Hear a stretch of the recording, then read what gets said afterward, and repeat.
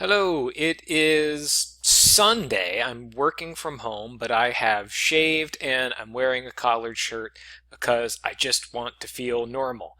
I hope you all are doing the best you can to keep some sense of normalcy in what are very challenging times.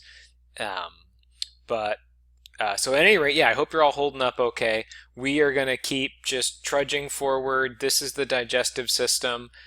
Should be easier conceptually than the respiratory system. So let's just move ahead, shall we? Um, so what we're going to do before we get into the details is just kind of work our way through the digestive system organ by organ and talk sort of in general what happens in each organ and review a little bit of the anatomy. And then at the end, we'll go through and summarize how each individual macromolecule or nutrient group is digested as it moves through the digestive tract. So we're going to do kind of a tour of the digestive tract followed by a recap of what happens for each food group.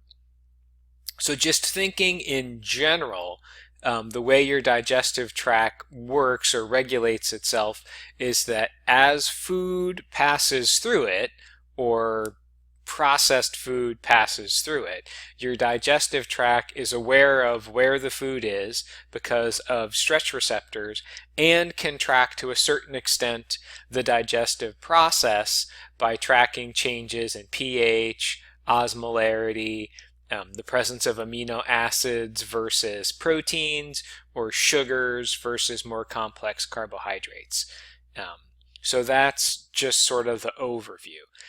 There are two major kinds of regulatory mechanisms. We're going to have intrinsic controls and extrinsic controls. Just as this says here, there are two kinds of intrinsic controls. Short reflexes, which are supposed to be these goofy little lines here that I put in, that just connect one part of the digestive tract to another part of the digestive tract.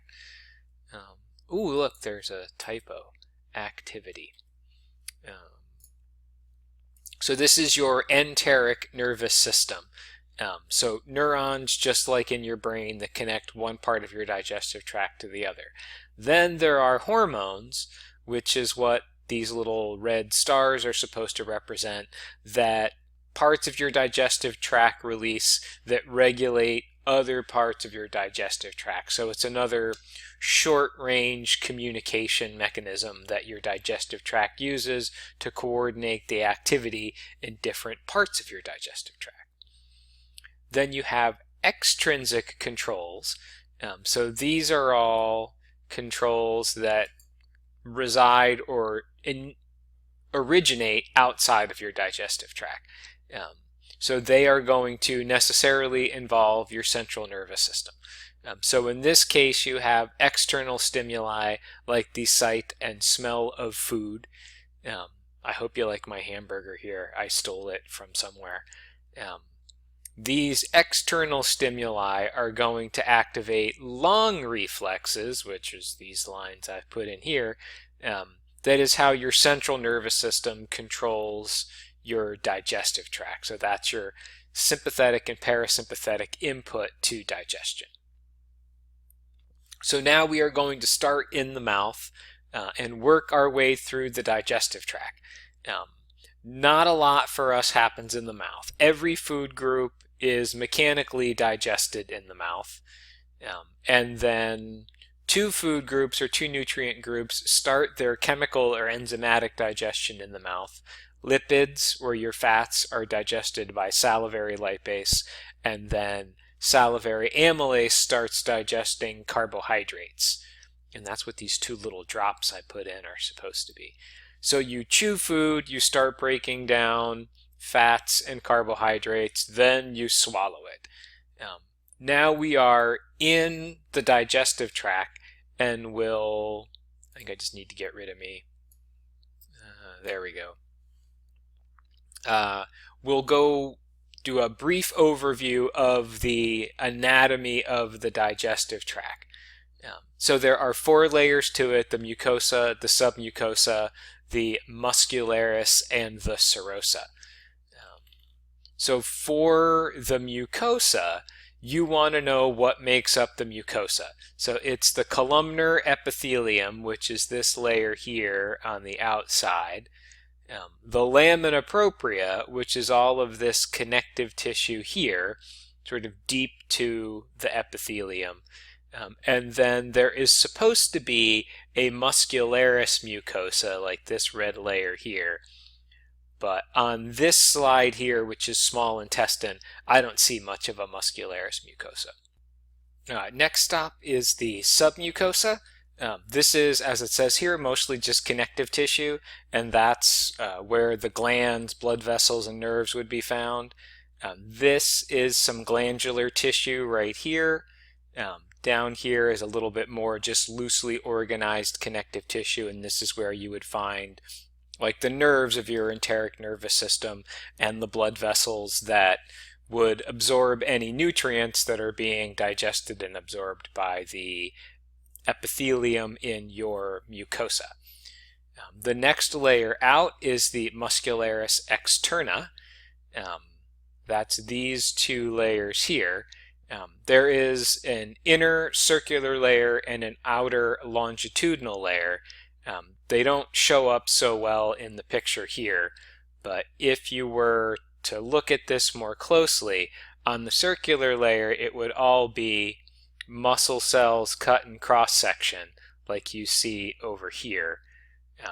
And then in the longitudinal layer on the outside, the muscle cells run lengthwise this way. So just like they show here, the longitudinal muscle is running that way and the circular muscle is forming a circle. I just like being able to draw on the screen. The circular muscle is forming a circle. Next slide. These are just two definitions. Do not worry about the description. You simply want to know that peristalsis moves food along the digestive tract. Peristalsis is for movement. Segmentation is for mixing. That's all you need to know. I'm not going to ask you to try and describe how the coordination of contractions moves because it's just not worth it. Then we have the peritoneum.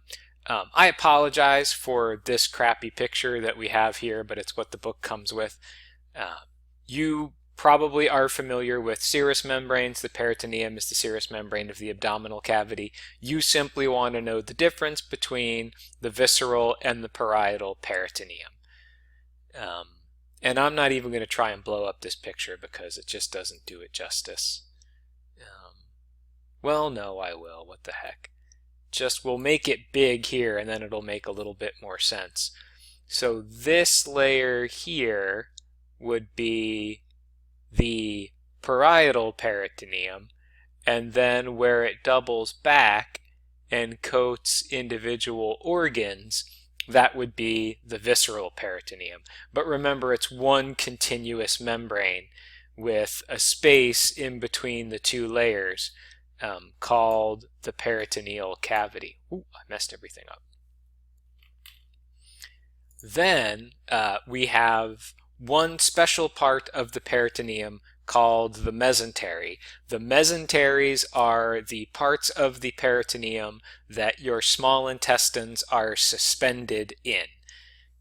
This is the best non-copyrighted picture of mesenteries I can find, but this right here says mesentery. There we go, I don't like that red. But if you look, right, you would have, let's do this thin, here we go. Your peritoneum would run along the back wall and then extend out, wrap around your intestines, and extend back.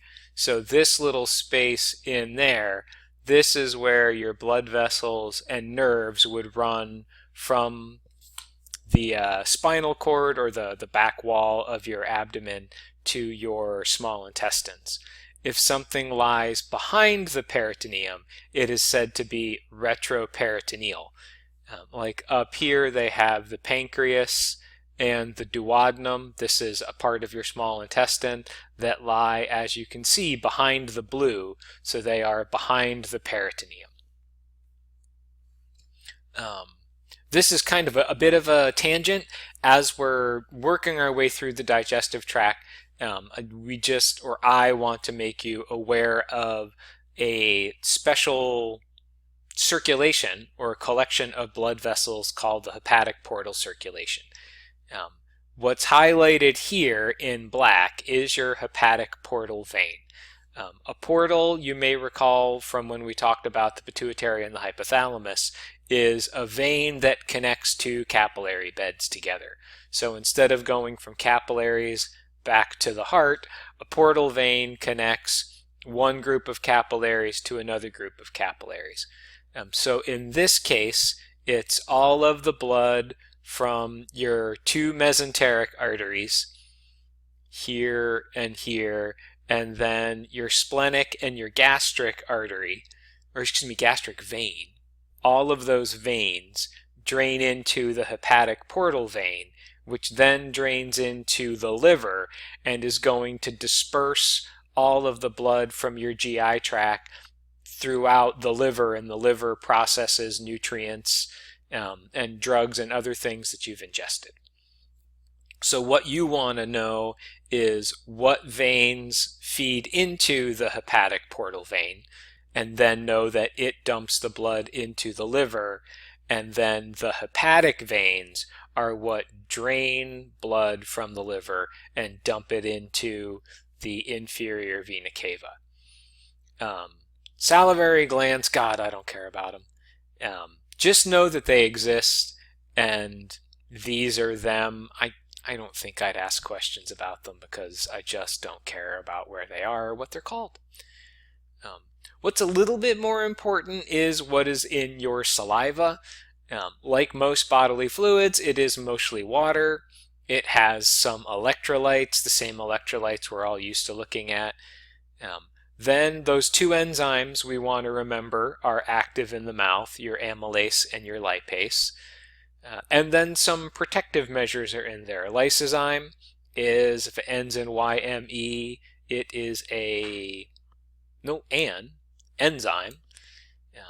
IgA, that's immunoglobulin or antibodies, and defensins, these are all antimicrobial agents. So now we have chewed our food, we have swallowed our food, we have an idea of what the digestive tract looks like. Our next stop is the stomach here. And we're not really going to talk at all about the gross anatomy of the stomach. We are going to dive right in and look at what cell types you are going to find in the gastric glands.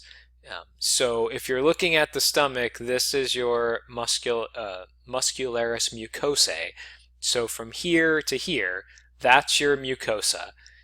And there are glands, these deep invaginations from the surface of the stomach that contain columnar epithelial cells. This is where all of your gastric secretions or your gastric juice comes from. Let me see. And the first thing I just want to point out is up here on top, that's not shown over here, are your mucus neck cells. So later on when we talk about the mucus of the stomach, just know that it comes from those cells. Then we have parietal cells, chief cells, and enteroendocrine cells, and we want to know what gets secreted by each cell type and what the function of those secretions are. So first up is the parietal cells. These cells secrete hydrochloric acid. It does three things. One, it denatures the proteins in your food, so it causes them to unfold, which gives you more surface area for digestion. It makes it easier for enzymes to break apart your proteins. Being that it is acidic, it kills lots of bacteria, and it also activates this other enzyme we are going to talk about. So the second cell then is the chief cell. The chief cell secretes pepsinogen. That is these blue circles here. So pepsinogen is what is called a proenzyme. It is an enzyme that is manufactured in an inactive form. So think of it as like one of those electronic toys that you get at the store, but there's some sort of clip or bolt or something that prevents you from pressing the button and turning on the electronic toy so that you can't kill the batteries before somebody gets it home. Pepsinogen is a toy like that that you cannot turn on. What turns it on is our friend hydrochloric acid here. It causes the protein to change shape, which would normally denature it, but pepsinogen you can almost think of as being made in a denatured form, and when it hits the acid, it gets renatured into that little Pac-Man looking thing, which is the active form of the protein called pepsin. And what pepsin does is digest proteins. The reason why pepsinogen and other proteases, or protein digesting enzymes, are manufactured in an inactive form is that they're stored in vesicles inside of cells. And if you had a bunch of protein digesting enzymes all stored in a vesicle, they would digest each other. It would be like having lots of predatory fish all in the same tank. They would start eating each other. So that is why you have pepsinogen is what is stored and released and then gets activated by hydrochloric acid in the stomach. The third specialized cell type in your gastric gland is your enteroendocrine cells. They secrete what you can consider a hormone called gastrin. So it gets secreted by the enteroendocrine cells. It doesn't necessarily even enter the bloodstream. All it has to do is diffuse up to a parietal cell, and it is what stimulates the release of hydrochloric acid. So the enteroendocrine cells are regulated by pH in sort of a negative feedback loop. If the pH rises, as it would if you eat food, which is going to dilute your stomach acid, that causes your stomach to become less acidic. That drop in pH turns on your enteroendocrine cells, which then cause your parietal cells to produce hydrochloric acid. And then when the pH comes back down, that hydrochloric acid blocks the production of gastrin from your enteroendocrine cells. So for those cells, just know which cell type produces which secretion and the basic functions of those secretions. Then we will talk briefly about why your stomach does not digest itself from the inside out, because it is essentially a bag of acid. You have one sort of chemical protective layer, which is bicarbonate-rich mucus. That comes from these mucus neck cells here. You will recall from the respiratory system, when your red blood cells dump bicarbonate into the plasma, this serves to neutralize acids that your metabolism might dump into the plasma. So we are going to see on a number of different occasions that your body's favorite base that it uses to neutralize acids is bicarbonate. Then there are also tight junctions in between all of the epithelial cells, so that any acid that makes it past the bicarbonate doesn't sneak in between cells and start digesting all of the connective tissue in the lamina propria. So we are still in the stomach. And here we get into maybe something that's a little bit more complicated. There are 3 phases of gastric secretion that we are going to talk about. Each phase is named after the part of the body that is in charge. So during the cephalic phase, your head is in charge. So this phase of gastric secretion is prior to eating food. So you are thinking about eating food, you are seeing food, maybe you are smelling food. All of that is activating digestive centers in your brain, which stimulate your vagus nerve, and then your vagus nerve tells your stomach to start secreting pepsin, and hydrochloric acid in preparation for the food that is about to enter it. Once the food is in your stomach, the stomach is auto-regulating its secretion of gastric juice. So this is the gastric phase. Oh, this right here should be, oh, I can't fix it now. This 3 to 4 should be down here. So 3 to 4 hours after food enters the stomach. So here, right, you get a rise in pH because the food that you're eating is diluting or neutralizing your stomach acid. This rise in pH along with the stretch stimulates the secretion of gastric juices and the contraction of the muscles of your stomach. So your stomach will keep secreting juice and churning the food until the pH stays low and the food is sufficiently mixed together. At this point, the stomach will start dumping what is now called chyme into the small intestine. Whoops, I have to do that. There we are. So now we are in the intestinal phase of gastric secretion. So now the intestine is influencing what is going on in the stomach. So as we said, the finished product of stomach processing is called chyme. Chyme is going to enter the duodenum, which is the first segment of your small intestine.